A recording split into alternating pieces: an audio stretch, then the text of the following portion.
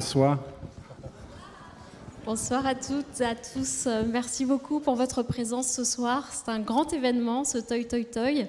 C'est le dernier de l'année et on a voulu terminer en beauté avec Hofesh Scherter.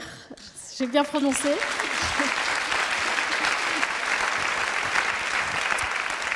Et José normalement, Martinez, directeur de la danse. Nous sommes là ce soir pour parler de la nouvelle création de Hofesh Scherter qui est Red Carpet, qui commencera le 10 juin jusqu'au 14 juillet au Palais Garnier. Je remercie d'avance aussi Valentine Vazac qui va assurer la traduction de cet entretien. Et puis avant de rentrer dans le vif du sujet, donc pour parler de cette création, avant de laisser la parole à nos invités, je voudrais juste donner quelques petits points sur le parcours de Hofesh. Donc je pense que tout le monde ici sait le chorégraphe qu'il est, très demandé sur les scènes internationales, très apprécié en France particulièrement et à l'Opéra de Paris, où Hofesh, vous avez déjà fait entrer 3 de vos pièces au répertoire. Donc la première, c'était The Art of Not Looking Back en 2018, et ensuite Uprising et In Your Rooms en 2022. Et cette même année sortait le film de Cédric Klapisch, encore, qui a encore plus accentué votre notoriété. Alors vous poursuivez votre lien cette saison avec cette nouvelle création, Red Carpet, qui est quand même une première, puisque c'est la première fois que vous chorégraphiez une pièce, que vous créez une pièce pour une compagnie autre que la vôtre, et pour une compagnie qui est donc en l'occurrence celle du Ballet de l'Opéra de Paris. Oui, une pièce de soirée complète. Full evening piece, yeah, that's the first time. Alors Start small with a small company, and then I will go to bigger companies later on. I'm joking. First time in Garnier, you know, we do it with style. Alors on y va petit à petit, on commence avec une petite compagnie et puis ensuite on a de plus grandes ambitions avec Garnier.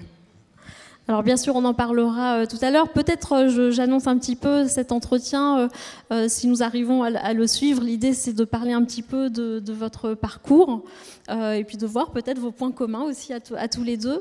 Ensuite, d'aborder vos entrées au répertoire à l'Opéra de Paris et puis bien sûr de se concentrer sur Red Carpet, donc cette création, puisque pour le moment, il n'y a pas beaucoup de détails sur le site internet ou sur la brochure de saison, donc je pense que tout le monde est très désireux d'en savoir un petit peu plus sur cette création. Alors, Hofesh, ma première question, c'est vous qui êtes né à Jérusalem en 1975, je pense qu'on peut encore dire votre date de naissance. Comment est-ce que la danse est rentrée dans votre vie ? So I started dancing.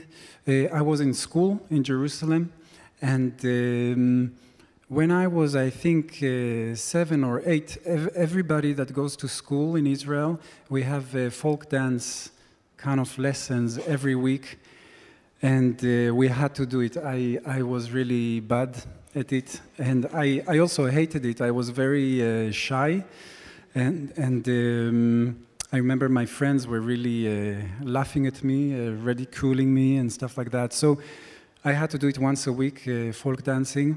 But eventually one of my friends told me about a youth folk dance company. And I thought that just sounded cool. I mean, I liked my friend, and we went to audition for this youth folk dance company.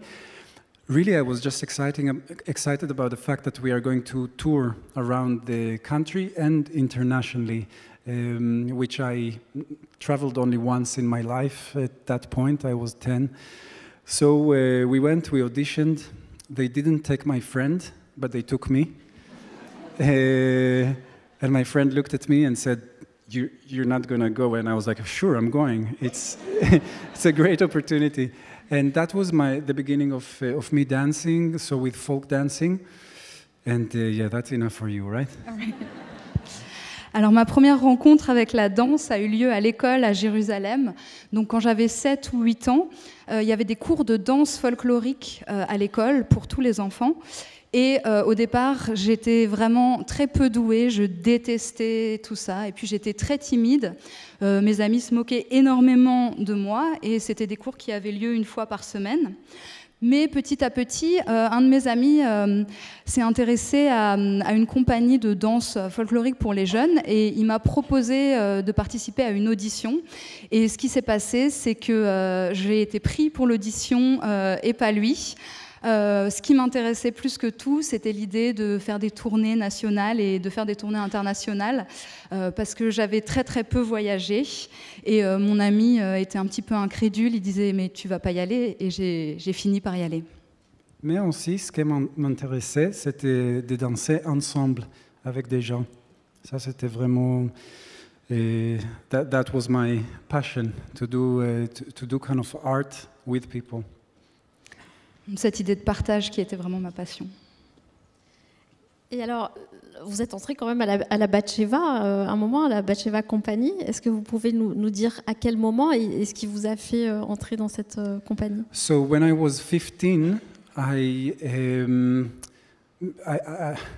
the folk dance company, in the youth folk dance company, I got to know some people from the academy in Jerusalem, and I fell in love with the idea of the school. At that time on TV, it's not a joke, but you're going to laugh all the same. At that time on TV, there was the TV program Fame. Remember Fame? Fama. Oui. And I loved it. I wanted to live in this reality.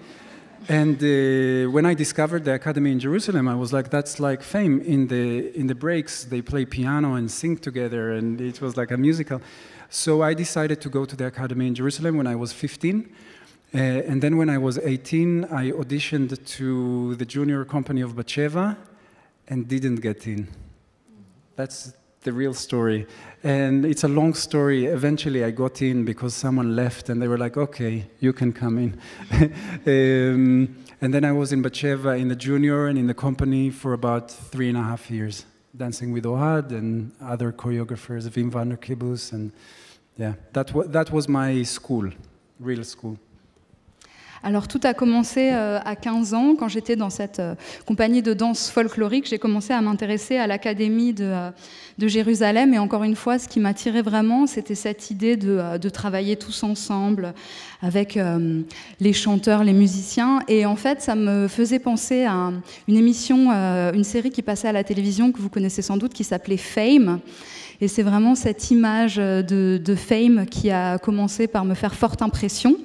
Alors tout d'abord, ensuite à l'âge de 18 ans, j'ai postulé pour entrer à la Batsheva et en première instance, je n'ai pas été pris, mais finalement quelqu'un a laissé sa place et c'est comme ça que je suis entrée à la Batsheva et que j'y ai passé 3 ans et demi à travailler avec des chorégraphes très connus tels que Ohad Naharin ou Wim van der Kibbus.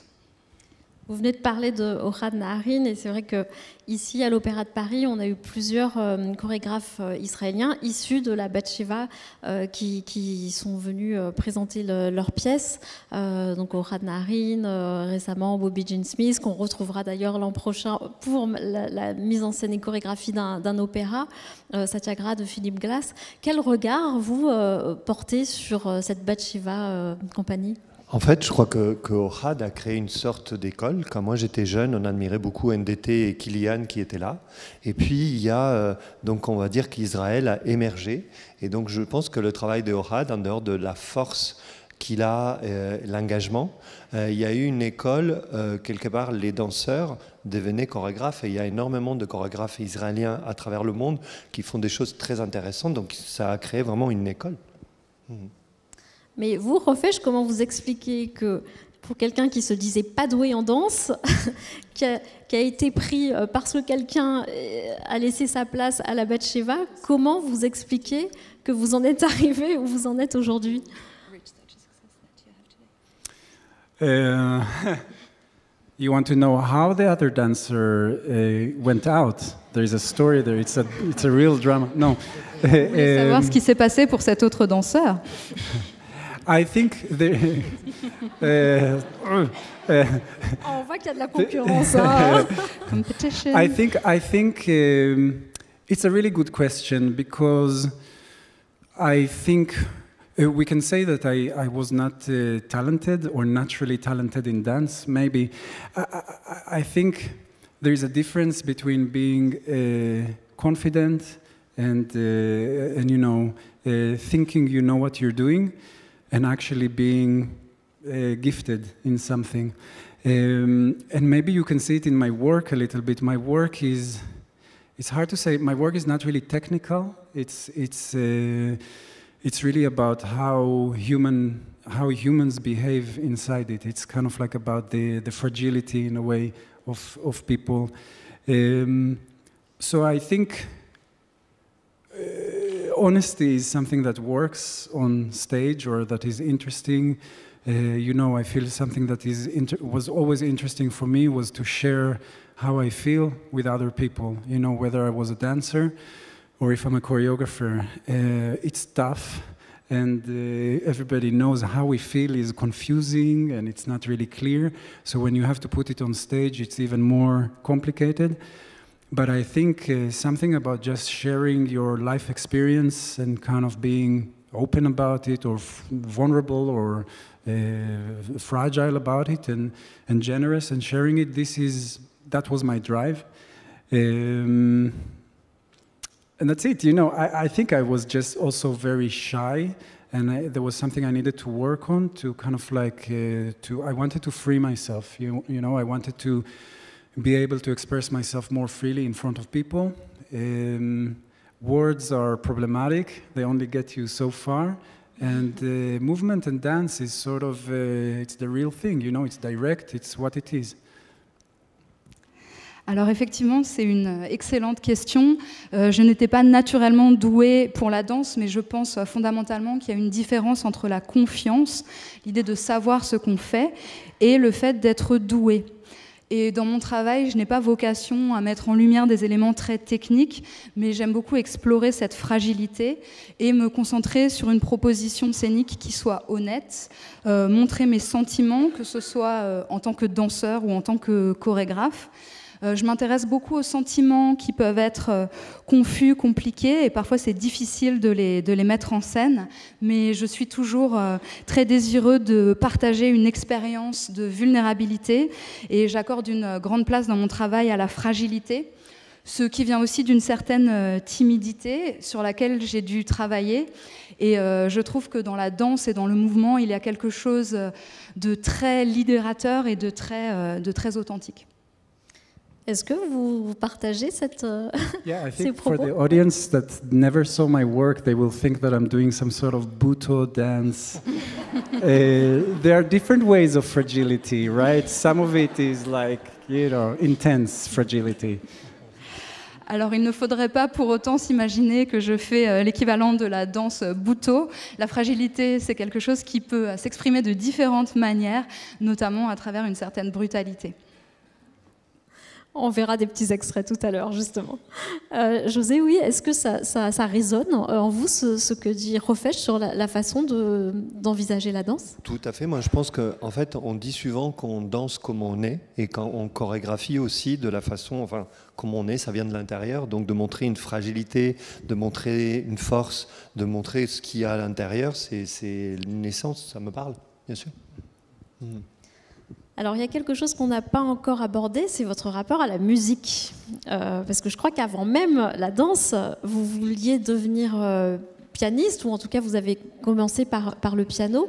Et aujourd'hui, vous composez la musique de vos pièces, ce qui, je crois, est assez rare pour un chorégraphe.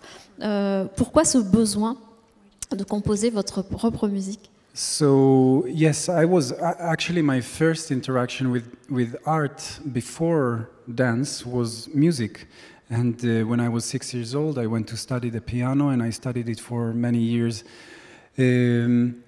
So I really loved music, and I always felt very connected to music. When I got into dance, I think also part of the reason I really love dance is that it happens with music. But when I came to create dance, I have to say, really a big excitement about putting my work on stage was to put my music in a space. This was exciting for me because music was not my profession. It wasn't, you know, I was a professional dancer and I did it for many years, but to have my music sort of part of the experience was very important, very exciting. I have to say now it's like I cannot separate the creation of the, I will not even call it choreography, it's a world. And you know, it's like a soup. I cannot take out ingredients from it. It sits all together, and when you take a bite from the soup, you get a sense of the whole thing, the choreography, the music, the light, everything. So the music is a really powerful tool in creating the atmosphere and the world of the work. Yeah, it just feels like I cannot separate it, and it's part of the story. It's part of the energy of it. It's very time-consuming and very, you know, it takes a lot of energy to work on music and the piece, but I don't think I could do it with someone else. I don't think I could do it with a different composer. It will be a nightmare. All right. Alors, ma première interaction avec l'art, c'était effectivement la musique. Quand j'avais 6 ans, j'ai commencé à jouer du piano, j'en ai fait pendant de nombreuses années. Et évidemment, cet amour de la musique n'est pas pour rien dans mon choix de danse, puisque quand on danse sur de la musique. Et quand je crée de la danse, j'ai toujours cet enthousiasme du fait que la musique fasse partie de mon travail. Je suis toujours très enthousiaste à l'idée de mettre en espace de la musique. Donc, ce qui m'intéressait aussi, c'est que je n'étais pas musicien professionnel, et pourtant j'avais cette excitation à l'idée de mettre tous ces ingrédients ensemble. Et quand je crée, je ne peux pas séparer ces différents éléments. Pour moi, c'est un petit peu comme une soupe. On ajoute la lumière, on ajoute la musique, on ajoute la chorégraphie, et on ne peut pas séparer les ingrédients, mais pourtant, quand on prend une cuillère, on a tous les goûts qui se mélangent. Et la musique, c'est un outil très puissant qui permet de créer une atmosphère, et je ne peux pas la séparer de mon travail. C'est pourquoi j'aurais beaucoup de mal à travailler avec un autre chorégraphe, ce serait un cauchemar. Composer. Un autre compositeur, pardon. Another choreographer is... No way. José, est-ce que vous connaissez d'autres chorégraphes qui composent aussi leur musique? D'autres chorégraphes qui travaillent toujours avec leur propre musique, non. Mais la saison prochaine, nous aurons Moutou Tutzeli November, qui vient pour la pièce Rhapsody, donc au mois d'octobre à l'Opéra Bastille. Et donc, pour cette pièce, c'est Rhapsody in Blue. Au milieu de la musique de Rhapsody in Blue, il y a une partie de musique qu'il a composée lui-même. Et il a aussi l'habitude de donc travailler, composer sa propre musique pour ses ballets, mais c'est rare. Ouais, ouais. Souvent, c'est une collaboration entre le chorégraphe et un compositeur, et donc on arrache des cheveux en général. C'est pas toujours simple. Ouais. C'est plus simple en fait quand c'est la même personne qui fait la musique, et il n'y a pas de conflit. Hein. Et ça marche toujours. Et je pense que ça donne surtout une beaucoup plus grande liberté en fait, puisque c'est une création totale en fait. Yeah, liberté, it's a problem sometimes because you can go anywhere and do anything. But yeah, but it's true. It's for me, it gives like a real connection, a real power that I like. Yeah. Oui, la liberté parfois peut poser problème. Le fait de pouvoir partir dans toutes les directions, il faut un petit peu se canaliser. Mais pour moi, ça crée vraiment une connexion. Et c'est vraiment puissant comme outil. Alors on repart un petit peu donc les années en arrière et la Batsheva. Pourquoi est-ce que vous avez décidé finalement de quitter cette compagnie pour rejoindre l'Europe? Being in Batsheva was amazing, you know, and I learned so much from Ohad, from everyone that was there as well. It was like a fast train, you know. And there was something in me always that I didn't feel that being a dancer is my calling. I didn't feel that it's what I came to do in life. I was always questioning. So I left and I went back to music. Actually, after I left Batsheva, I decided to study the drums and to start to make my own music. I wanted to make music. And then I ran out of money. So I started dancing with small projects and teaching and stuff. But wherever I danced, I always felt that I don't know, it's hard to explain. I'm the kind of person that think a lot. And in a way, because of this, making choreography is healthy for me, also very challenging. Because making choreography, you have to make decisions all the time. We go here or we go there. We said freedom is a problem. What are we doing? You can do only one thing. So, and my brain goes like that. And I always have to come back to the body and make decisions instinctively. And this, I feel, is always the best. But being a dancer with a brain that goes like that, it's like dancing with a CCTV camera on all the time, you know. I found it hard to find joy in being a dancer and just didn't feel that it's my thing. So, yeah, I was searching for the light. Effectivement, c'était une expérience extraordinaire à la Batcheva. J'en ai retiré énormément de choses. C'était un petit peu comme un TGV qui filait à toute vitesse. Mais je n'avais pas l'impression que la danse était réellement une vocation. Donc je suis retournée à la musique. J'ai fait des études de batterie qui ont dû s'arrêter au moment où je n'avais plus d'argent. Donc je me suis remis à danser pour des raisons financières. Mais en fait, la chorégraphie est bien plus appropriée à la façon dont fonctionne mon cerveau, puisqu'elle me force à prendre des décisions, ce qui est assez sain pour moi. J'ai besoin de cet ancrage au corps et j'ai besoin pour quelqu'un qui pense énormément comme moi, la chorégraphie fonctionne bien parce que quand j'étais danseur, j'avais toujours l'impression de me produire sous l'œil d'une caméra de surveillance. C'est pour ça que je me sens beaucoup plus à l'aise en tant que chorégraphe que danseur. Alors peut-être on va quand même montrer un petit extrait de votre travail pour les personnes qui ne le connaîtraient pas. Donc nous avons choisi de passer un petit extrait de The Art of Not Looking Back, qui a été donc votre première pièce à entrer au répertoire ici en 2018. En réalité, c'est une pièce que vous aviez créée en 2006 avec votre propre compagnie. Voilà, un petit extrait.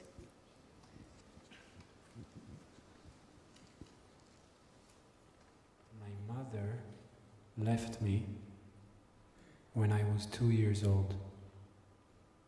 Thank you and enjoy the show.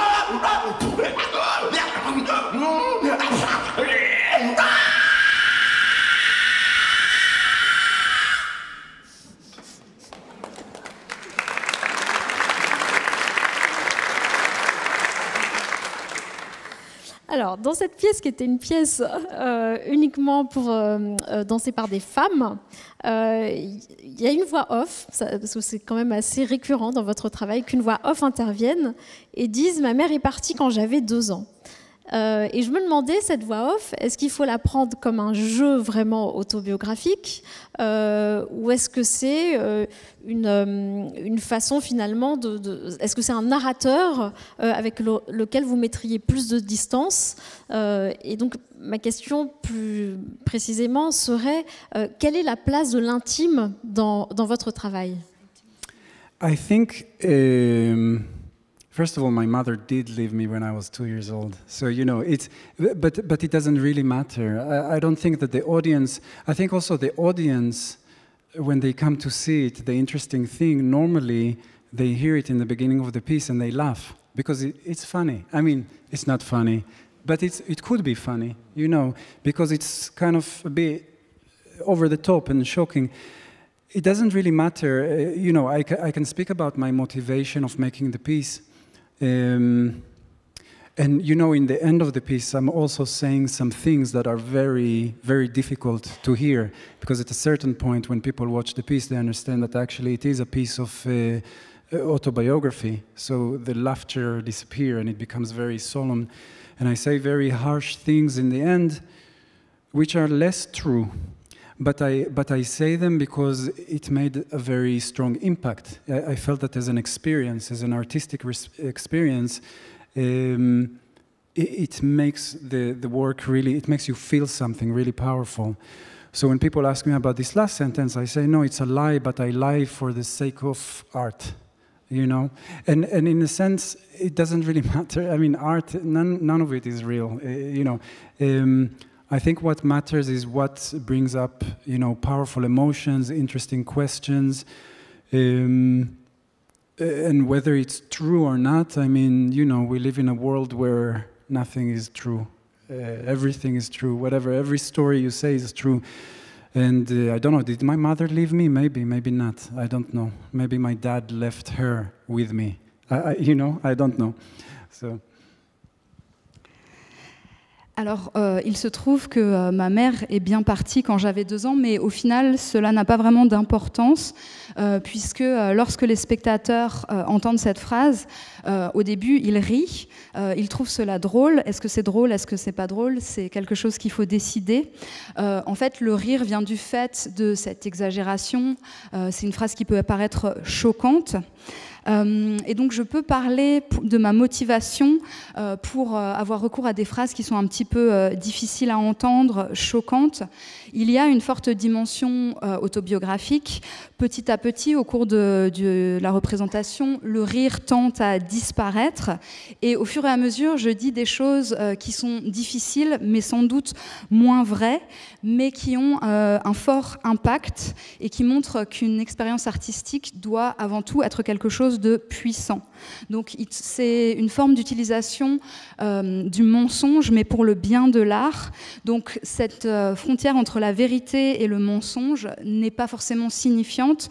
Ce qui est important, c'est d'avoir une expérience qui soit puissante, de poser des questions pertinentes. En fin de compte, quand on regarde mes pièces, on se demande si tout est vrai, rien n'est vrai. Peut-être que ma mère m'a laissé, peut-être que c'est mon père qui est parti et qui a laissé ma mère. Tout ça n'a pas vraiment d'importance. I think just to add to that, it feels important to say that I think a dance piece and an art piece is a place, it gives us a place for reflection. And I think that's what matters. And looking for the truth is kind of irrelevant. L'important pour moi, pour la danse, mais pour l'art en général, c'est que cela reste des lieux de réflexion. Et en fait, c'est bien cela qui est crucial. Et chercher la vérité, au final, peut s'avérer parfois vain. Alors, à l'époque, vous n'étiez pas encore directeur de la danse ici, mais est-ce que c'est vous qui aviez choisi, Hofesh, de programmer en premier cette pièce? Yes, actually. So it was Aurélie Dupont, and she invited me, and I asked her, you know, do you have an idea? We knew that it will be a restaging, an old piece. Do you have an idea which piece? And she said, whatever you want. And to be honest, I actually thought that we could bring work that will be more successful. I don't know what that means, but that will be easier to digest. And which we did later on. Uprising in Your Rooms, I think, is a very good introduction for my work. But I kind of felt like, you know, if you come to the Paris Opera for the first time, I wanted to do something more difficult and more challenging and complicated. And I thought that will be the interesting experiment. And that's why I chose to bring this one. You know, I just thought, okay, if they can swallow that, then we can be friends. Alors oui, c'était le choix initial, c'est le fruit d'un dialogue avec Aurélie Dupont qui m'avait invitée et qui insistait sur le fait qu'on reprenne un spectacle. Et elle m'avait laissé carte blanche. Et au début, on s'est demandé s'il fallait quelque chose d'un petit peu plus facile d'accès, un petit peu plus facile à digérer, ce qu'on a fait par la suite avec des pièces telles que Uprising in Your Room.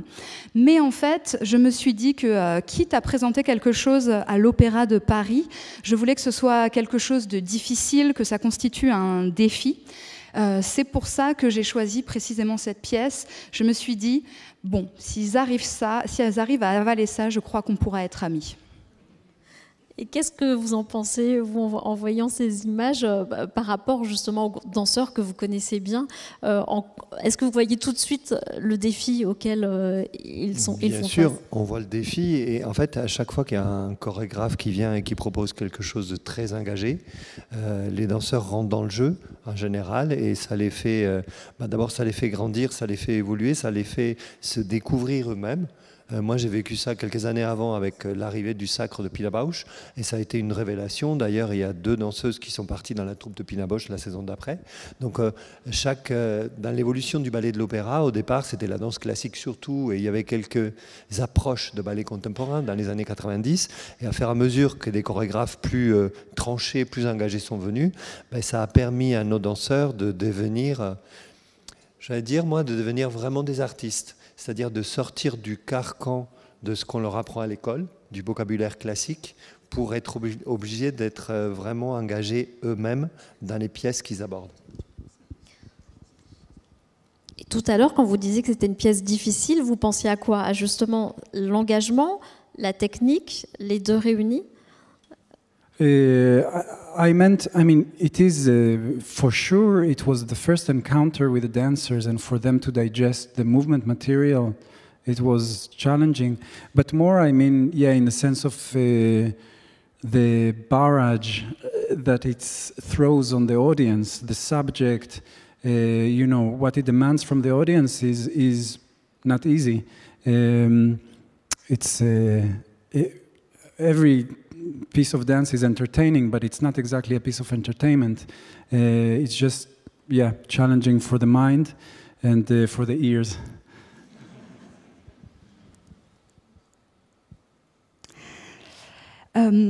Oui, effectivement, dans cette rencontre avec les danseurs, il a fallu qu'ils digèrent, qu'ils s'approprient le matériau qui constituait cette pièce.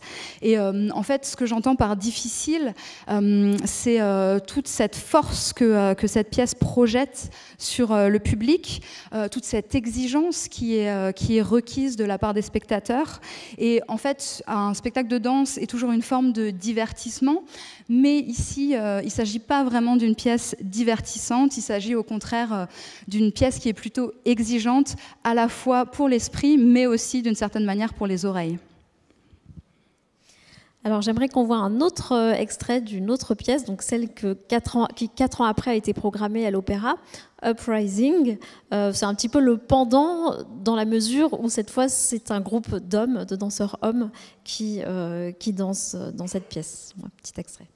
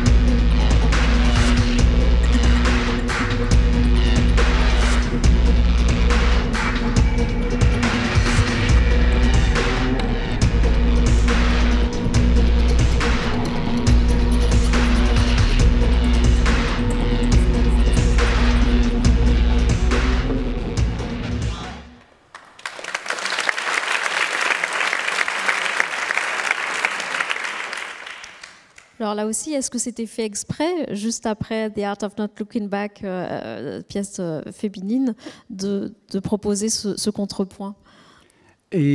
Actually, in reality, it was the other way around. I first created Uprising, and in a way, Uprising was the piece that made the work quite familiar with audiences. And then people said, I'm a male choreographer from male dancers, and that upset me. Because I was born in this body, but I thought I want to be able to work with everyone, and I decided to make a piece only with women, just to challenge myself and to challenge that question, and that's how I got to make the piece with the girls. So it was that way around. En fait, ça s'est passé. C'était l'inverse qui s'est passé. Uprising est la première pièce que j'ai créée. Et c'est cette pièce qui s'est d'abord fait connaître auprès des publics. Et je me suis dit que j'étais un homme, un chorégraphe homme, qui faisait danser des danseurs hommes. Et je me suis dit que j'ai beau être née dans ce corps, j'ai eu envie de m'intéresser à une pièce qui aurait été construite uniquement pour des femmes. Et je voyais ça comme un défi que je me lançais à moi-même. Quand je parlais de Uprising, je parlais de l'Opéra de Paris, hein, le fait que ça a été programmé après The Art of Not Looking Back. Il y a la question du groupe qui est toujours très importante et intéressante chez vous. Parce qu'on va le voir avec Red Carpet, en fait, on a l'impression que c'est vraiment ça qui vous intéresse, les tensions entre l'individualité, le groupe. Il n'y a jamais vous ne créez pas pour les étoiles, par exemple. Il n'y a pas d'étoiles d'ailleurs hein, dans vos pièces, même à l'Opéra de Paris. Pourquoi we have no étoile on the door. Yeah. No, I love them.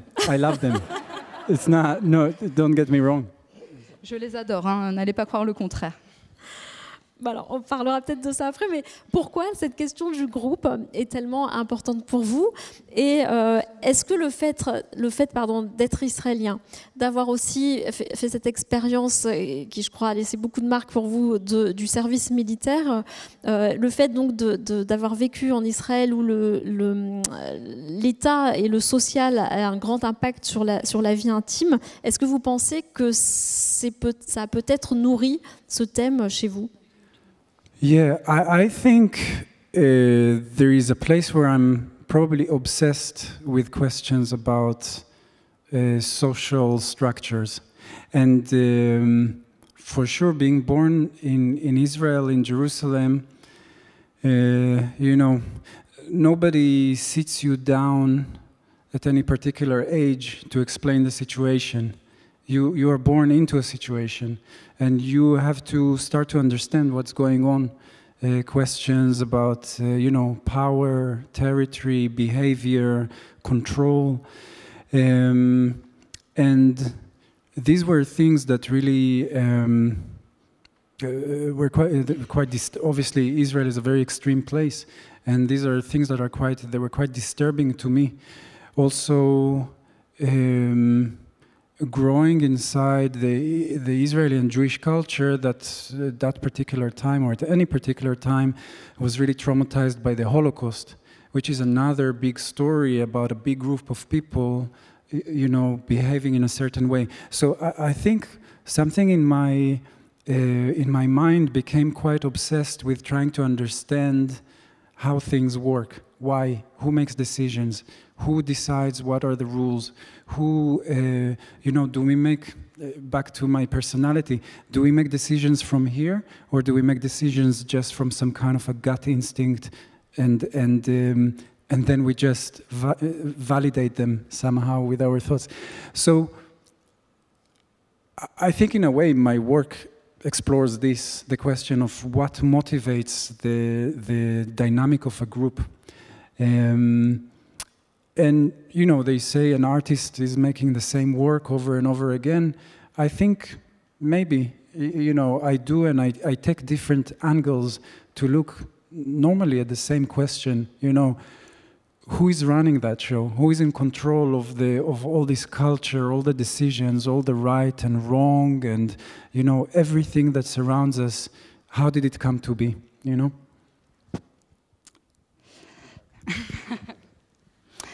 Oui, en effet, ça a une influence puisque j'ai développé une forme d'obsession pour l'analyse des structures sociales, le fait d'être né à Jérusalem, d'être né en Israël. En fait, on se retrouve pris au milieu d'une situation que personne ne nous explique et en fait, on a besoin, il faut comprendre par soi-même toutes ces questions, tous ces enjeux de pouvoir, de territoire, de contrôle. Et Israël pourrait être décrit comme un endroit très extrême et c'est quelque chose qui peut s'avérer très perturbant. Mais de plus, de par mon identité de juif israélien, j'ai aussi dû faire face au traumatisme de l'Holocauste. Et c'est pourquoi j'ai développé cette forme d'obsession pour comprendre comment fonctionnent les choses et aussi pour comprendre comment naît une décision. Est-ce que c'est quelque chose d'émotionnel? Est-ce que ça vient des tripes? Est-ce que c'est quelque chose qui vient de l'esprit? Et comment est-ce qu'on en arrive à valider par la suite ces décisions? Et c'est à ce titre que j'ai commencé à m'intéresser aux dynamiques sociales, aux dynamiques du groupe pour comprendre ce genre de choses. Et on dit qu'un artiste refait la même œuvre encore et encore, mais j'ai à cœur d'explorer les mêmes problématiques sous un angle différent pour m'intéresser justement à cette question du contrôle et du bien et du mal et de qui décide ce qui est bien et ce qui est mal. José, donc on l'a dit, vous n'étiez pas encore directeur de la danse quand ces pièces sont rentrées au répertoire, mais vous aviez dirigé une compagnie à Madrid. Est-ce que vous vous étiez déjà rencontrés? Est-ce que vous aviez un projet en commun? Alors j'avais vu la compagnie de Hofesh au théâtre de la ville quand j'étais à Paris avant de partir à Madrid. Et c'est vrai que donc quand j'étais à Madrid, on était rentrés en contact. Il était venu, il avait regardé les danseurs. On avait un projet qu'on voulait mettre en place et par des problèmes d'agenda ça n'a pas pu se faire. Et puis après, je suis parti de Madrid. Donc en fait, c'était un projet, quelque chose à mettre en place qui n'a pas pu se faire. Alors on en vient maintenant à cette création Red Carpet. Comment est né ce projet? Donc pourquoi est-ce que c'est vous qui avez décidé de créer cette pièce pour le ballet de l'Opéra de Paris? Well, we had a conversation and we decided to... Before that, we had Aurélie Dupont. Well, Aurélie Dupont. But there is a new director, and the new director came, and I thought that handshake with Aurélie Dupont is a thing of the past, and we don't know what's going to happen. But we had a conversation, and I was interested to work with the dancers because I worked with them already a few times. And each time I work with them, we deepen what we do, and I feel that they're closer to the work. And right now, they are amazing. They are, I mean, the dancers here, they work so hard. They sort of, they throw themselves at the work, and they try really to go all the way in. So it's very inspiring. It's really great. And yes, I thought it would be interesting to do a full evening and to see what happens. More? Non, la traduction déjà. Maybe. En effet, c'est une conversation qu'on avait commencé à avoir avec Aurélie Dupont, mais je me suis dit que le fait qu'on ait trouvé un accord ne voulait pas dire qu'avec ce nouveau directeur, cet accord continuerait à être mis en place. Donc on a eu une conversation et on s'est mis d'accord sur le fait de présenter ce programme. J'avais déjà eu l'occasion de travailler avec ces danseurs, mais chaque nouvelle collaboration est l'occasion d'approfondir notre relation. Et je trouve que ce sont vraiment des danseurs extraordinaires, qui travaillent extrêmement dur, qui se donnent à fond dans le travail, et c'est une grande source d'inspiration pour moi que de proposer cette soirée complète de programmation. Alors on l'a dit, hein, José, il y avait un risque quand même que le projet ne se fasse plus. Est-ce que ça a été évident pour vous qu'il fallait le poursuivre ? Pour moi, c'était évident. C'était quelque part une chance qu'Aurélie ait commencé à faire cette démarche, puisque c'est un chorégraphe avec qui je rêvais de travailler.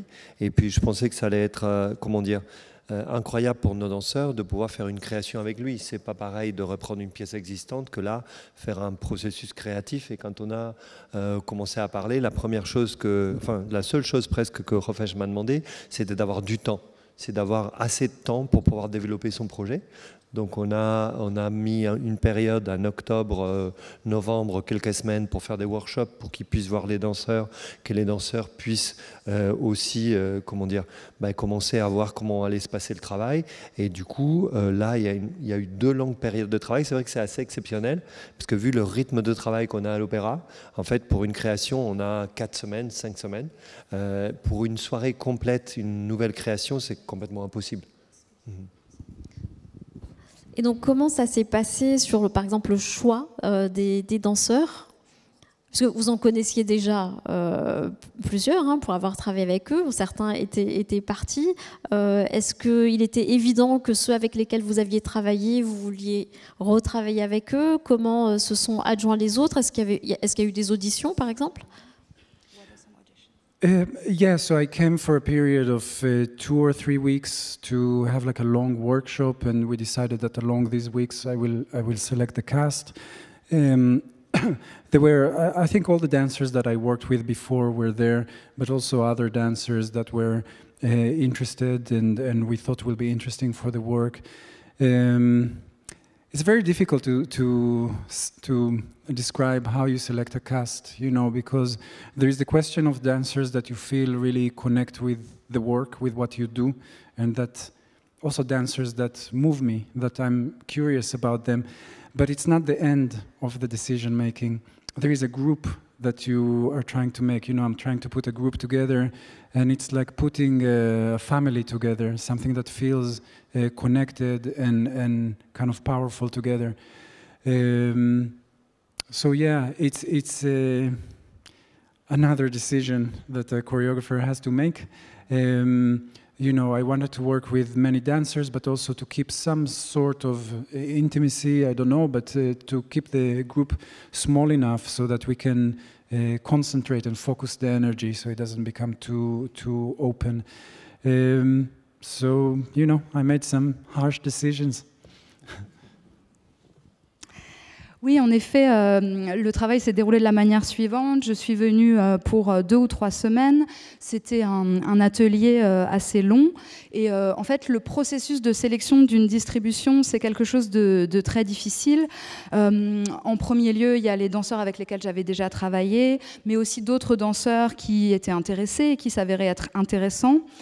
C'est assez difficile de décrire ce processus puisque à la fois on a envie de sélectionner des danseurs qui ont un lien avec ce que vous proposez.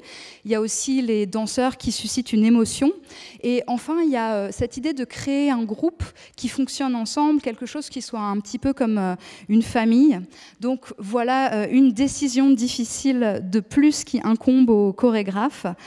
Puisqu'il s'agissait de créer un groupe qui soit intime, suffisamment restreint pour qu'on ait une énergie un petit peu plus resserrée et concentrée. Alors, pour une création qui donc a lieu dans 3 semaines et où tout évidemment change au fur et à mesure du temps qui passe, récemment quand même on a su que le titre était Red Carpet, donc tapis rouge. Est-ce que vous pouvez nous en dire un petit peu plus sur ce titre? Pourquoi vous l'avez choisi? Est-ce que c'est le thème de votre création?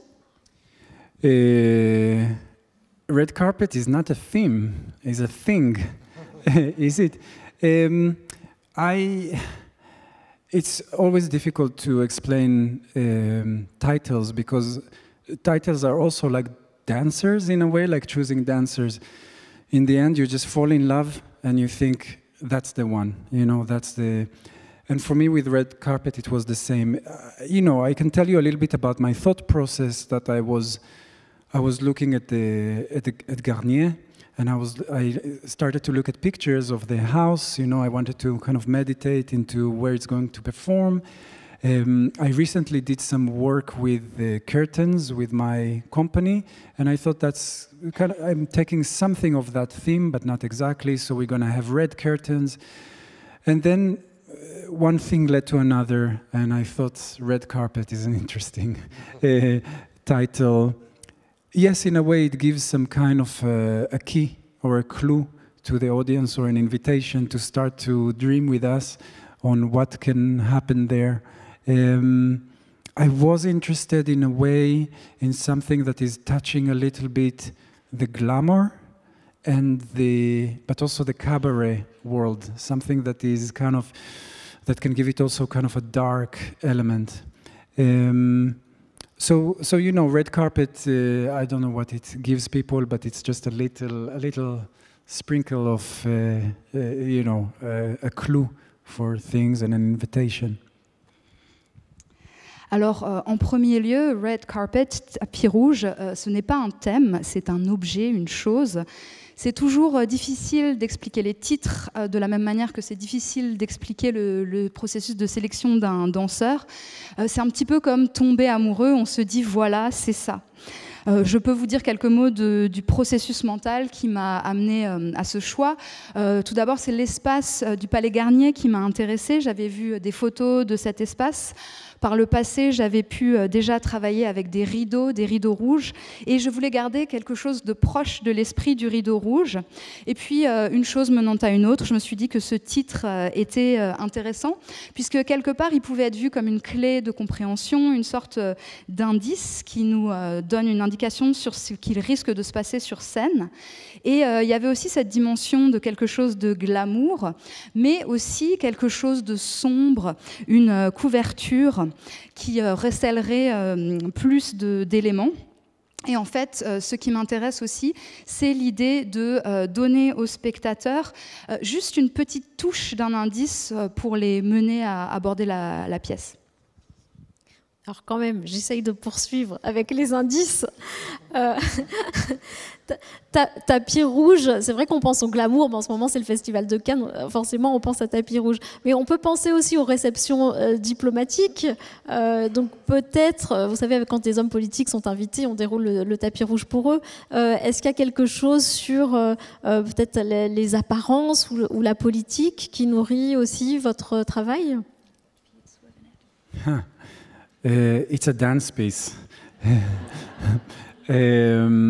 It's not a philosophical mass in the end. So hopefully it will make you think and feel a lot of things to do with everything you mentioned. I just thought, if I come and make a work for Palais Garnier, it's called Palais Garnier, right? It's Garnier Palace. I thought it's interesting to have a nod towards, an acknowledgement in a way towards the interesting place that it is. It presents art. We spoke about entertainment before. It's a very glamorous place. And it's just interesting to put it on stage.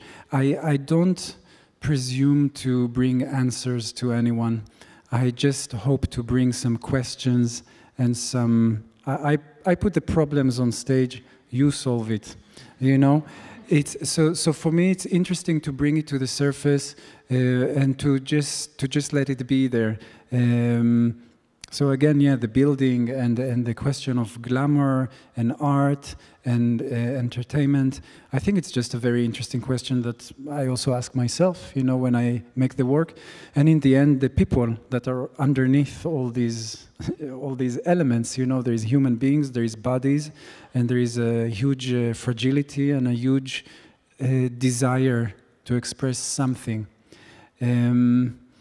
So again, these are questions, and I'm looking to put these questions on stage in the form of sensations, emotions, energy. Alors tout d'abord, je voulais rappeler qu'il s'agit d'une pièce de danse et non pas d'un gros traité philosophique. Mais j'avais quand même à l'esprit cette idée que j'étais en train de travailler pour le Palais Garnier. Et donc, je voulais faire un petit clin d'œil à cet espace. Je voulais reconnaître qu'il s'agissait d'un espace intéressant, un lieu de divertissement, un lieu de glamour. Et je trouvais cela intéressant de mettre ces questions sur scène, sans pour autant avoir la prétention de fournir quelconque réponse. Donc, moi, mon rôle, c'est de mettre des problèmes, de vous présenter des problèmes sur scène. Et votre rôle, c'est de les résoudre. Donc je porte ces éléments à la surface et je les laisse advenir dans le présent. Donc toutes ces questions autour du glamour, de l'art, du divertissement. Mais je tiens tout de même à rappeler que sous ces questions-là, il y a de vraies personnes, il y a des corps. Et donc j'ai à cœur d'explorer aussi évidemment la fragilité, le désir, et l'expression scénique. Et ce que je recherche tout d'abord à mettre sur scène, ce sont bien des sensations et des émotions. Pardon, est-ce que c'est pas une suite logique aussi à une sorte d'évolution dans la recherche? D'abord, il y a eu des pièces sans décor du tout, que des corps sur scène. Dans les dernières créations, il y avait des rideaux qui cachaient certaines choses. On découvrait d'autres moments. Et donc, d'arriver maintenant à Red Carpet, c'est la suite peut-être, où chaque pièce influence un peu la suivante? Ou peut-être pas du tout? Yeah, a little bit. In a way, you know, when we make choreography, each time I make a new piece, I want to find something new that excites me. There has to be something new. Otherwise, I will be bored. You know, I want to be excited myself about the piece. In the same time, I'm in the middle of a slow thought process. You think about it like painters. You know, Picasso is doing blue paintings for 7, 8 years, I don't know. But you know, so yeah, with choreography it's not the same, but in a way I take the thoughts from the last creation, I kind of keep on walking and keep on thinking in this kind of way. Sometimes, you know, and sometimes I just jump off a completely different cliff, you know, so. Oui, d'une certaine manière, on pourrait voir les choses de cette manière. Quand on est chorégraphe, dans chaque pièce, on essaye d'apporter quelque chose de nouveau. Sinon, moi, j'ai tendance à m'ennuyer. Donc, je recherche toujours une forme d'exaltation, une forme d'excitation. Néanmoins, il s'agit d'un processus mental qui reste lent. Et je me vois un petit peu comme un peintre. On peut penser, par exemple, à la période bleue de Picasso, qui a duré plusieurs années, 7 ou 8 ans, il me semble. Et donc, je cherche d'une certaine manière à collectionner des impressions, des sensations de ma dernière création et à poursuivre ce chemin créatif, même s'il peut m'arriver parfois de complètement emprunter un chemin différent, un petit peu comme si je me jetais d'une falaise. Est-ce que vous pouvez nous parler un petit peu plus précisément du processus artistique, créatif pour cette pièce Red Carpet, ou même d'une façon générale, mais parce que si vous voulez, on est une maison d'opéra. Dans un opéra, même quand on a une création musicale, il y a une partition et que les chanteurs s'approprient en amont, et ensuite le travail de répétition se fait à partir de cette partition. Ici, dans la mesure en plus où vous composez vous-même la musique, et que je crois à ce jour elle n'est pas encore terminée, comment est-ce que ça se passe? Par exemple, le premier jour où vous arrivez dans le studio, qu'est-ce que vous dites aux danseurs? Qu'est-ce que vous leur apportez déjà? Wow. You have time? You know, I come in the first day with a bit of a vision, with a direction, with an energy, with a bit of an idea. And then it's like, imagine you took everything you have in your kitchen, everything, and then start tumbling down the hill with it. It's a mess. It's chaos. It's not, you know, people ask me, what's your process? And you have a desire, and it's very difficult to get there. It's very difficult to put anything together. And you start to walk. It's like a forest, and you look for your way. So, you know, I can start with a direction and with an idea. At that point in my career, being completely fully aware that the idea is just an idea, and then the path is a completely different story. And I discover the path inside that forest together with the dancers, together with the musicians, and together with myself, seeing how I respond to things and what, you know, what turns me on, what is really exciting, what I find not interesting. It's like, but it's very, very messy. It's the combination of writing endless notes in my notebook, filming myself on my phone in my bedroom. Oh, I have an idea, you know, for some movement, recording some music in the middle of the night, working with the musicians, with the dancers, doing something, regretting, doing something else, regretting it again. It's, but that's whatever she says will be how I feel.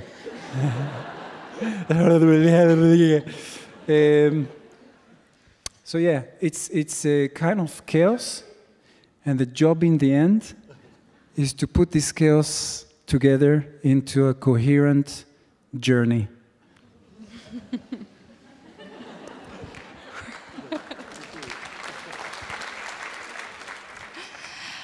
Alors quand j'arrive devant l'équipe le premier jour, j'essaye d'avoir une vision, une direction, d'impulser une énergie, d'avoir un fragment d'idée.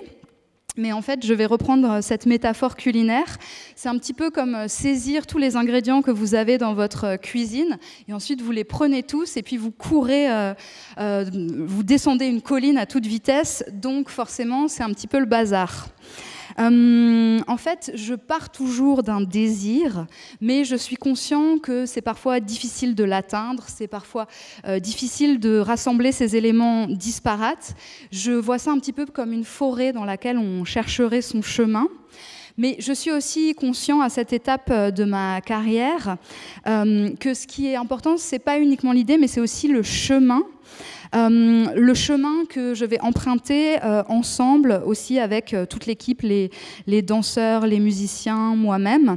Et un élément qui est vraiment crucial, c'est cette idée d'excitation, d'exaltation. Et là, c'est le moment où le bazar commence. J'empoigne mon carnet, je prends des notes. Ensuite, je suis seule dans ma chambre la nuit. Je me filme en train de faire un mouvement. Ensuite, je m'enregistre pendant que je fais de la musique en pleine nuit. Ensuite, je parle aux danseurs, je parle aux musiciens. Bref, une forme de chaos. Et ensuite, ensemble, l'idée, c'est de transformer ce chaos initial en une forme de voyage qui retrouve une forme de cohérence.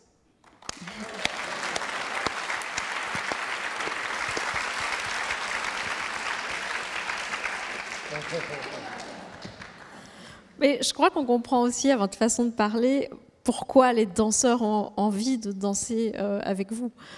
Parce que, oui, il y a un engagement, mais il y a aussi une apparente coolitude et une sympathie, et je pense un vrai intérêt. J'ai 50 ans. I'm an old man. No offense to no one. Je suis un vieil homme sans vouloir offenser personne. Je pense que les danseurs, ils ont senti aussi qu'ils faisaient partie d'un projet. D'ailleurs, dans certaines répétitions, certains moments des répétitions, notre maître de ballet de l'opéra n'est plus venu aux répétitions. Le chef de chant n'est pas venu aux répétitions parce qu'ils avaient besoin de se retrouver vraiment en équipe pour créer. Et je pense que les danseurs se rendent compte aussi le moment qu'ils sont en train de vivre, en fait.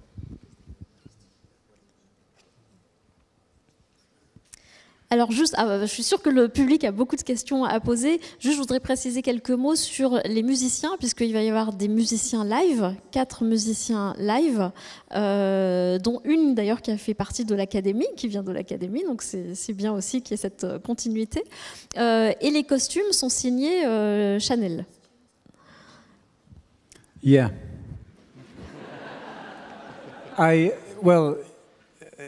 For the ones of you that saw my work before, normally, I mean, I know we saw a bit of the art of not looking back, but normally the costumes in my work are quite simple, quite casual. And there, suddenly, Palais Garnier, they said, "Do you want Chanel to?" And I said, "But she's dead. How is this going to work?" They said, "Don't worry, someone else is running it." But I thought, considering it's red carpet, I thought, well, maybe it's actually interesting. Let's do it. And actually, it's been a really great process. I worked with this lovely gentleman called Alexandre. And yes, we have really interesting conversations and push and pull, and like it always is. But I think actually the spirit of it, interestingly, really lends itself to the piece. I was telling the dancers, I think Chanel will get some fabulous pictures from the piece, of like a dancer standing in their costume. But I don't know how they will feel when they see the piece live. And maybe they should. She's not coming, apparently. So, No disrespect. Alors pour celles et ceux qui ont déjà vu mon travail, d'ordinaire, j'ai tendance à privilégier des costumes simples et décontractés. Et tout à coup, l'opportunité de travailler avec Chanel s'est présentée. On m'a dit « Veux-tu travailler avec Chanel ?» Et j'ai répondu « Mais elle est morte !» Donc comment est-ce que c'est possible? Et c'est là qu'on m'a mis au courant que quelqu'un d'autre dirigeait maintenant cette maison. Et je me suis dit que pour ce thème, pour la question du tapis rouge, red carpet, ça pouvait en effet être intéressant. Et ça s'est avéré être un processus très fructueux. J'ai travaillé avec Alexandre, qui est absolument adorable, même si évidemment il y a toujours des éléments qui sont sujets à discussion. Et en effet, l'esprit de cette pièce s'y prête plutôt bien. Toutefois, j'ai quand même dit aux danseurs que lorsque les gens de chez Chanel verraient le spectacle, bien sûr, ils auraient accès à des photos superbes avec les costumes, mais je ne suis pas absolument certain de ce qu'ils vont ressentir lorsqu'ils verront la pièce jouer. Heureusement, j'ai cru entendre que Madame Chanel ne viendrait pas. Alors, merci beaucoup. Est-ce que le public a des questions à poser? C'est une question un petit peu rhétorique, parce que je suis sûre que oui. Et évidemment, on fait passer des micros.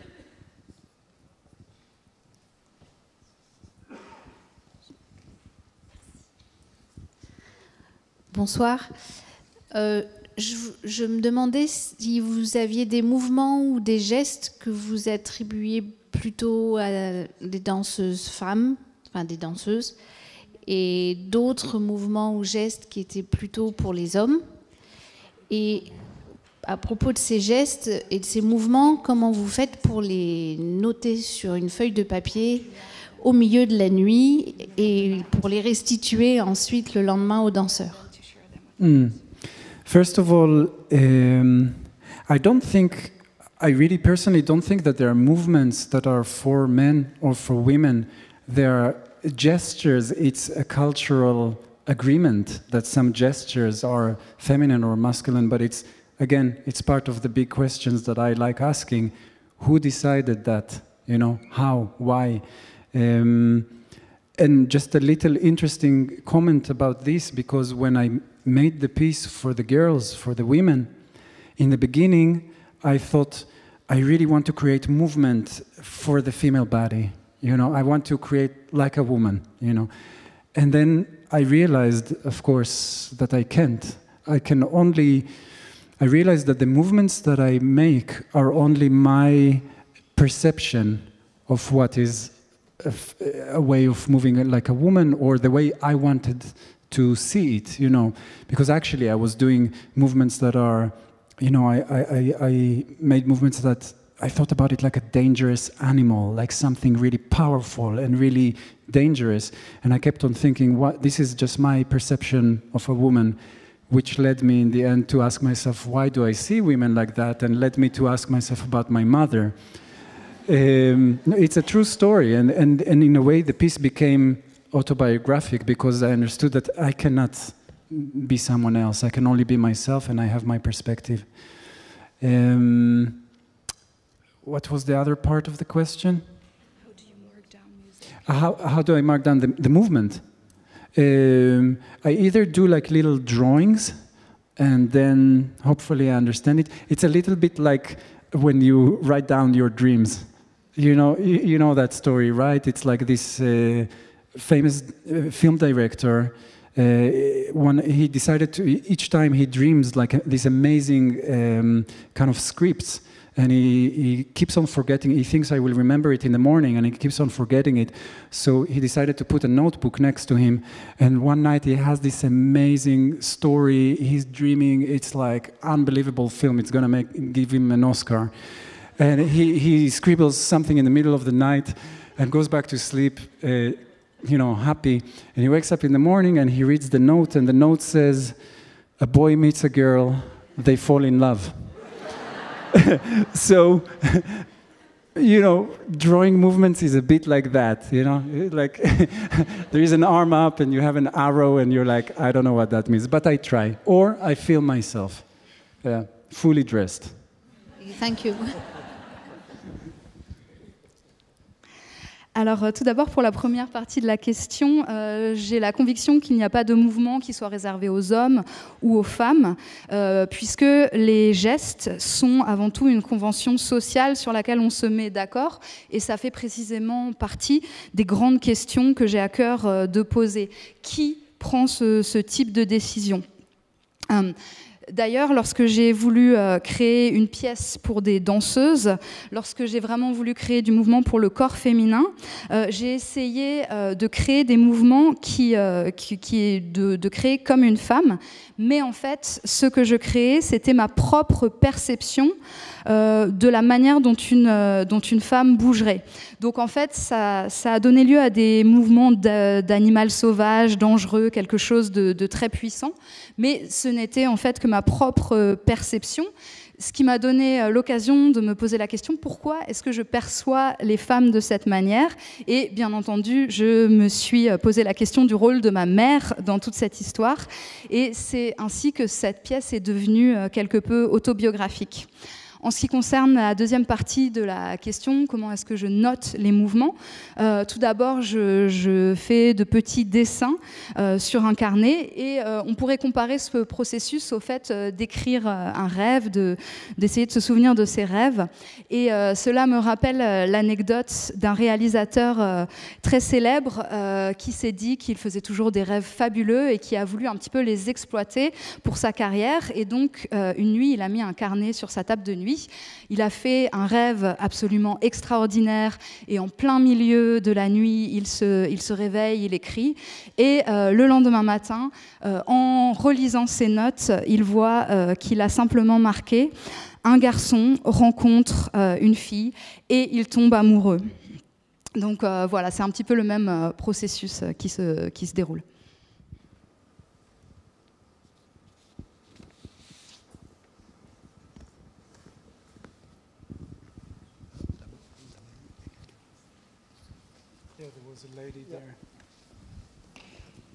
Merci. Bonsoir. Ici. Les danseurs de l'opéra ont un corps, danseurs et danseuses, pardon, ont un corps vraiment différent, je trouve, quand ils dansent, par rapport aux danseurs de votre compagnie, où les mouvements sont beaucoup plus le poids contre poids, les mouvements très souples. J'ai noté que les danseurs et danseuses de l'opéra avaient beaucoup amélioré, comment dire,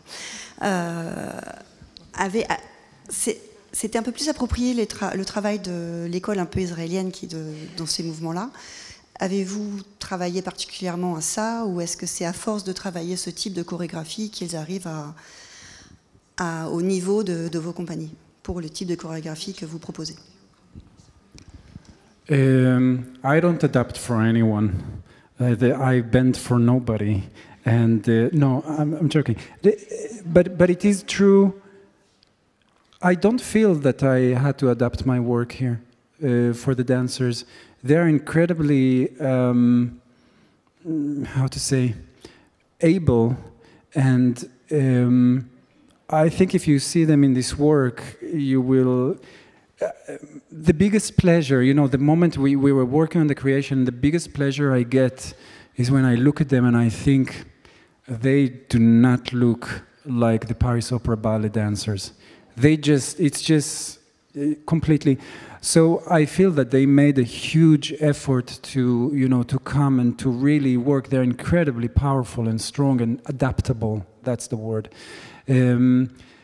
That something a bit new is coming from the movement material because I'm doing it with them. Yes, I think so, and I think that's kind of interesting. They can be incredibly detailed and precise, and I really like that as well. But you know, we are meeting. It's not like there is flexibility, but I feel that they really came into my world full on. You know, it's great.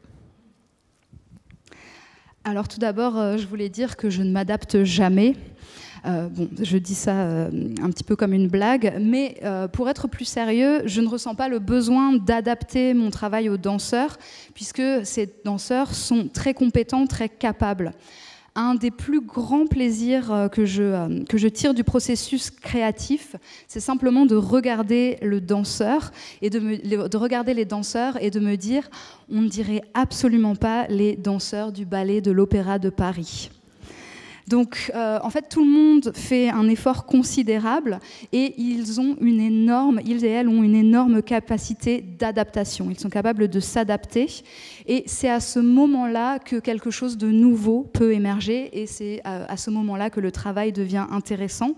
Mais c'est aussi dû à leur incroyable précision, à leur capacité de fournir un travail détaillé. Donc c'est une rencontre, c'est pas une question de souplesse de part ou d'autre. Ils arrivent vraiment à se fondre et à rentrer dans mon travail. Bonjour. Vous avez parlé de votre parcours dans les danses folkloriques israéliennes, notamment, et à la Batsheva. Est-ce qu'aujourd'hui, ce parcours artistique passé intervient dans vos créations actuelles? Est-ce que ces gestuels et ces techniques-là peuvent créer des inspirations ou vous pouvez vous en appuyer aujourd'hui dans vos chorégraphies? I don't know, maybe. It's not a source of inspiration in a sense that I look at it and look for it. I would say, you know, there will be something in my DNA or something in the way, something in the way that I'm built or that I was programmed or that I was traumatized, that it will always be part of me, you know. So I don't know, it's difficult to answer. I'm not consciously influenced by, you know, Israel or contemporary dance or Batsheva, you know. It is the sum of the experience of my life that influences me all the time. I feel that when I'm in the studio and I create, I try to tap into some kind of a subconscious or try to surprise myself or let things come up. So you never know what will come up. It's like going into the darkness and seeing what happens. So I'm sure that some of the things come from there, but not all, you know. I had a long life of 50 years and a week.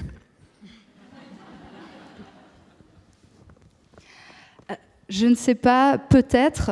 En tout cas, il ne s'agit pas d'une source d'inspiration consciente. Ce n'est pas quelque chose que je recherche à faire.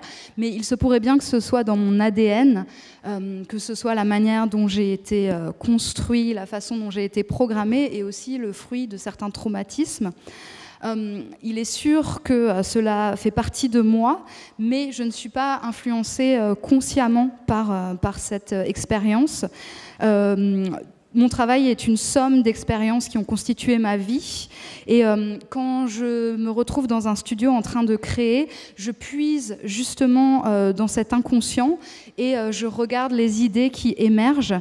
Et c'est un petit peu comme plonger dans un espace sombre et retrouver toutes ces choses que j'ai pu accumuler au cours de cette longue vie de 50 ans et 1 semaine.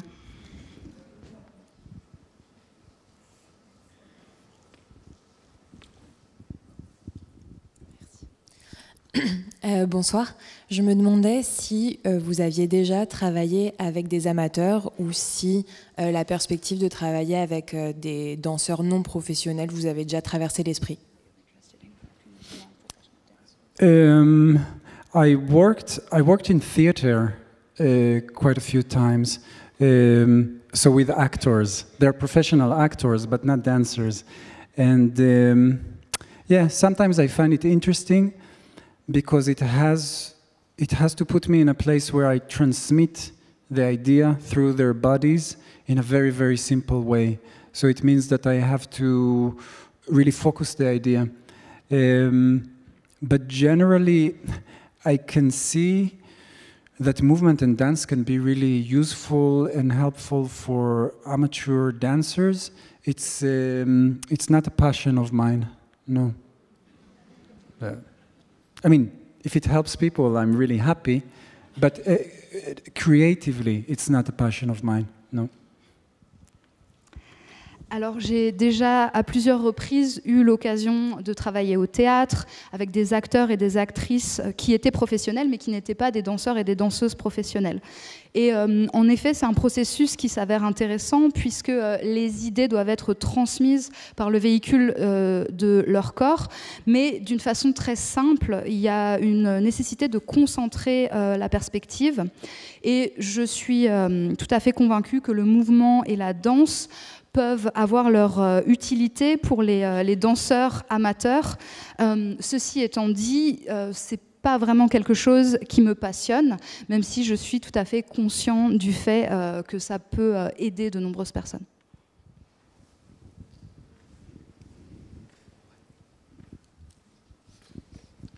Bonsoir. Il y a un dénominateur commun dans vos chorégraphies, pas obligatoirement celle de l'opéra, mais dans les autres chorégraphies, c'est la violence. Est-ce que cette violence, on risque de la retrouver dans votre nouvelle création?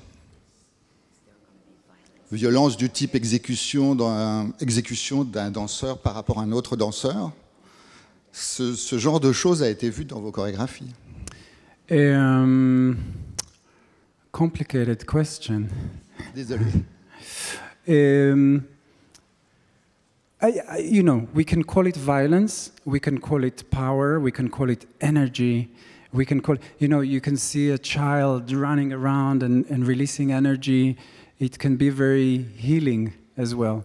So I think, for me, the word violence just indicates that it's harming someone else.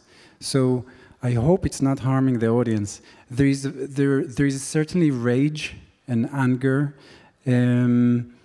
You know, there are difficult emotions and energies in the work, and I accept that.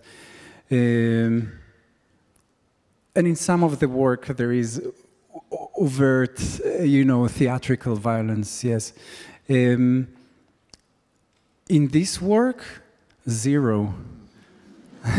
No, I don't know, because again, it's the question of what, when you say the word violence, I don't know exactly what you mean. I think this work, it will have a lot of energy, that's for sure, and there is something very driven about the work. But yeah, I don't think that it goes towards a dark place in that way. But hey, we have like 3 weeks, anything can happen. Yeah, I asked for some ropes and flamethrowers, so we'll see what happens. En effet, c'est une question qui peut s'avérer difficile.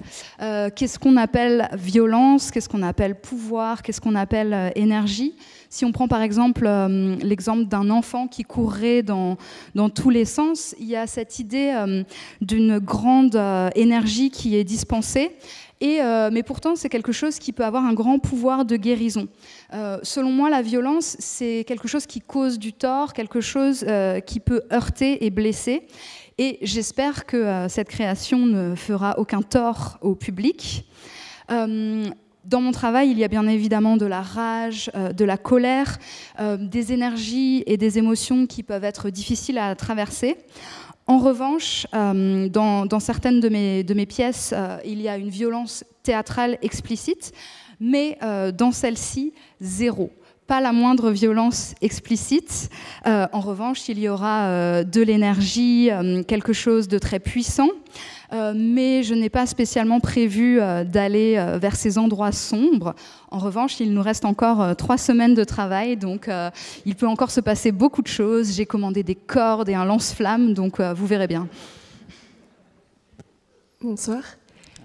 Dans la création musicale qui est conjointe à la création chorégraphique, si les deux arrivent en même temps, et si la musique, par exemple, viendrait après que le mouvement soit créé, est-ce que vous adaptez au nombre de x8 qu'un tableau peut prendre, ou inversement, si la musique elle arrive juste avant, est-ce que c'est la chorégraphie qui va durer le temps du passage? Right. We are creating them in the same time, the choreography and the music. So it's not like I finish the composition and just then do the choreography for it. So again, it's a dynamic situation. And yes, I mean, if the musicians were here, they will be laughing because we are adding measures, taking measures away. Suddenly I tell them, here it's timeless, no measure. My musicians have in-ear monitors, and sometimes if the music goes wherever, we don't have click anymore and just cues in their ear, just go, and go, stop, so stuff like that. So it's a very organic way to create music as well. And yeah, sometimes we organize it in measure and stuff like that. It's all dynamic. None of it is ready until all of it is ready. Alors c'est vraiment une création qui a lieu au même moment de manière simultanée. Ce n'est pas d'un côté ou d'abord la composition et ensuite la chorégraphie. Il s'agit vraiment d'un processus dynamique. Toutefois, si les musiciens m'entendaient, peut-être qu'ils se moqueraient de moi, puisque parfois je rajoute des mesures, parfois j'en enlève. Techniquement, parfois on travaille avec des oreillettes. Et je peux, à travers les oreillettes, ils peuvent recevoir des indications telles que commencez à jouer, arrêtez-vous. Mais dans l'ensemble, il s'agit tout de même d'un processus qui est assez organique et on ne travaille pas forcément selon un système de mesure, l'important étant d'arriver à une création collective. Bonsoir. J'ai une question pour José Martinez. Alors, en ce moment, il y a Sylvia comme grosse création pour les danseurs classiques. Il y a des rumeurs pour le Lac des Cygnes de Christopher Wheeldon dans 2 ans. Mais de manière générale, j'ai l'impression que les petites productions concernent qu'une minorité des danseurs. Par exemple, les danseurs que Hofesh a choisis, les danseurs qui sont présents dans Sharon et Yal. Donc, la question, c'est est-ce que vous allez faire en sorte que les étoiles dansent les petites créations, entre guillemets? En fait, chaque chorégraphe a des souhaits différents. Et l'avantage du ballet de l'opéra, c'est qu'on essaye d'apporter, la matière créative à chaque chorégraphe. Par exemple, Hofesh voulait être avec un petit groupe de danseurs. Il voulait être avec un groupe de 13-15 danseurs pour faire équipe dans le studio. Donc, ça n'avait pas de sens de lui proposer 45 danseurs. Donc, ça dépend de chaque projet. La saison prochaine, on aura à un moment donné Morgan Runacre Temple et Marcos Morau. Chacun d'entre eux, ils veulent entre 20 et 30 danseurs. Donc, en fait, on aura une soirée contemporaine avec une 50aine, 60aine de danseurs. Ça dépend de chaque projet. C'est pas lié au fait que c'est une pièce classique ou une pièce contemporaine. Évidemment, si on fait un grand ballet classique de répertoire, il y a un corps de ballet et des solistes, donc le nombre de danseurs est plus important. Si j'ai bien répondu à la question, c'était dans ce sens-là? Pas vraiment? C'était plus un côté, comme vous l'avez dit, Pina, ça a peu changé de manière artistique. La question, c'est pourquoi les étoiles ne dansent pas plus souvent les créations? Ça pourrait leur apporter une autre vision artistique. C'est parce que Hofesh, il cherche à qu'il y ait un groupe. Donc en fait, si on met des étoiles dans le groupe, ils sont étoiles par leur grade à l'opéra, mais en fait, dans cette pièce, il n'y a pas une personne mise en avant. Donc en fait, ce n'est pas, c'est pas le propos. Après, avec d'autres chorégraphes, dans cette pièce de Morgan Runacre Temple, il va y avoir 25 danseurs et il va y avoir un ou une soliste, ça dépendra des distributions. Elle n'a pas décidé si c'est encore un homme ou une femme. Est-ce qu'elle souhaite? Elle va venir faire des auditions. Mais en fait, c'est le chorégraphe a envie de travailler avec une personnalité, donc ça a un sens que ça soit un premier danseur ou un danseur étoile. Maintenant, dans la pièce de Hofesh, il y a Antoine Kircher, qui est premier danseur, mais en fait, il est dans la pièce avec les autres, puisqu'en fait, c'est le propos du chorégraphe. Donc, dans ce cas, Antoine, qui est premier danseur, pour pouvoir avoir cette aventure d'explorer le travail de Hofesh, au lieu d'être tout seul mis en avant, il a voulu faire partie du groupe. En fait, les titres classiques et le niveau étoile, ça marche par rapport à une hiérarchie qui existe dans le ballet classique. Il y a les étoiles, les premiers danseurs, les sujets. Dans des pièces contemporaines, il s'agit d'un propos, on raconte une histoire, on crée quelque chose de nouveau. Donc en fait, tout le monde est bienvenu, mais en fait, on est bienvenu par rapport à un propos, par rapport à la pièce qui va être montée. Donc il n'y a pas non plus d'intention de ne pas faire participer les étoiles à la création. Par exemple, Germain Louvet a dansé dans Contact Off de Pina Bausch avec tous les autres danseurs.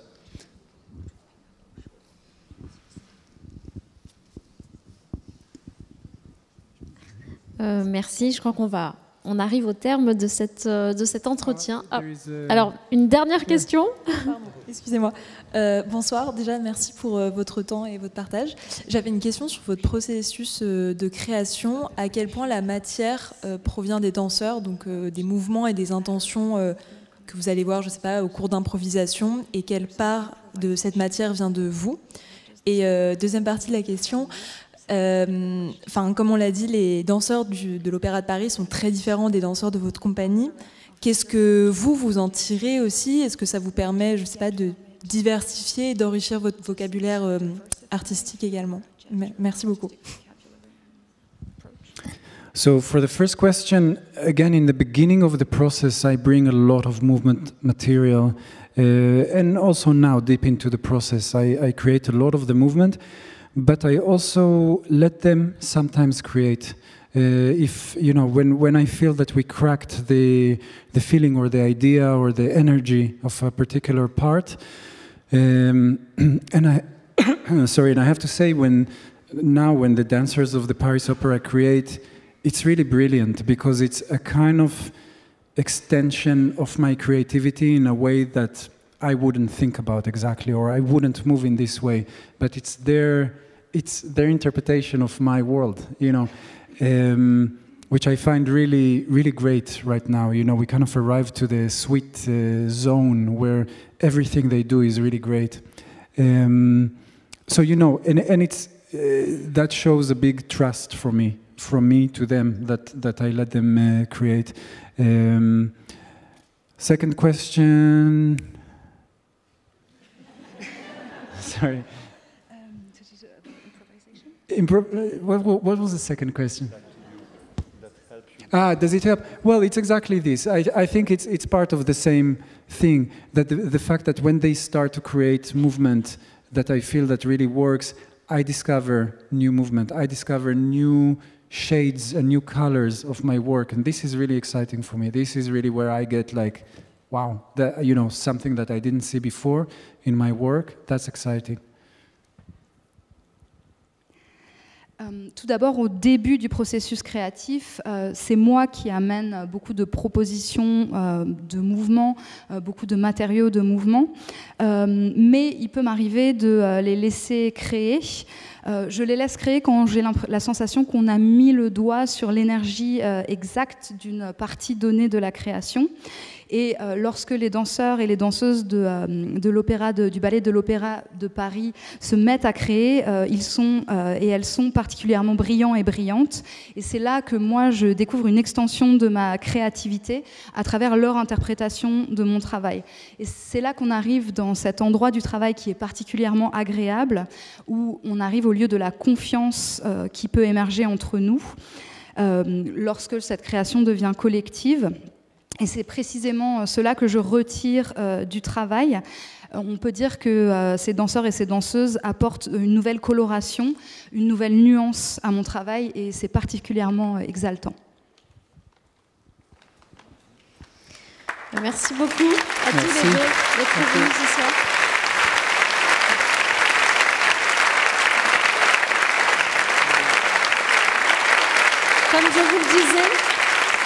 Comme je vous le disais en introduction, c'était le dernier Toi Toi Toi de la saison. Donc merci beaucoup à vous, au public, d'avoir été fidèles cette saison.